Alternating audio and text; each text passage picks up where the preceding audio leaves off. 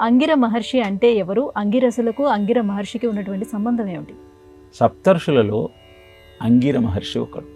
అంగిర, అత్రి, భృగు, కశ్యప, గౌతమ, కృష్ణ, వశిష్ఠ, ఇలా కృష్ణయజుర్వేదం ఈ సప్తర్షుల యొక్క విశిష్టతను మనకు వివరించింది. అంగిరసుడు మహాతపశక్తి సంపన్నుడు. దక్ష ప్రజాపతి పుత్రిక అయిన స్మృతిని వివాహం చేసుకుంటాడు. ఈ అంగిరసుని యొక్క సంబంధీకులే అంగిరసులు అని పిలువబడతారు. ప్రణవార్థాన్ని ప్రపంచానికి వివరించటంలో అగ్రగాములు అంగిరసులు. ఋగ్వేదంలో చెప్పబడిన అనేక అనువాకములు, మంత్రములు వీరు ప్రసాదించినవే. మహాతపశక్తి సంపన్నుడైన అంగిరసుని యొక్క తేజస్సు కంటే గొప్ప తేజస్సును పొందాలన్న ఆలోచనతో అగ్ని తపస్సు చేస్తాడు.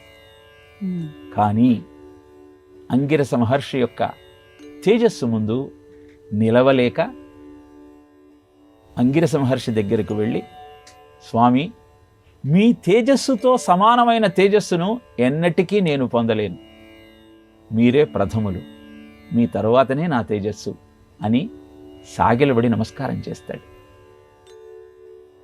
కృపతో, వాత్సల్యంతో అగ్నిని తన పుత్రుడిగా స్వీకరించి అనునయిస్తాడు అంగిరస మహర్షి.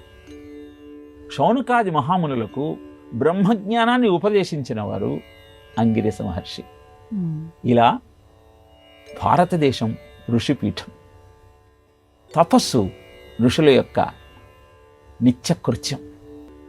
తపస్సు ద్వారా ప్రతి వారిలో ఉద్భవించేటువంటి తేజస్సు యొక్క మాహాత్యాన్ని అంగిరస మహర్షి వృత్తాంతం ద్వారా మనం తెలుసుకోవచ్చు.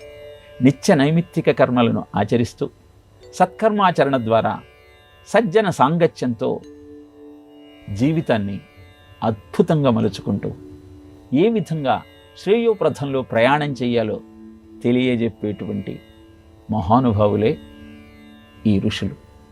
వారికి ప్రతినిత్యం నమస్కరిస్తూ వారి వారసులమైన మనం ఆ వారసత్వాన్ని నిలబెట్టుకుంటూ ఆ తపశక్తితో తేజస్సును పెంచుకుంటూ ఊర్ధ్వముఖంగా మన ప్రాణశక్తిని పైకి ప్రయాణం చేయిస్తూ జీవితాన్ని ఆనందంగా గడిపే ప్రయత్నం చేద్దాం.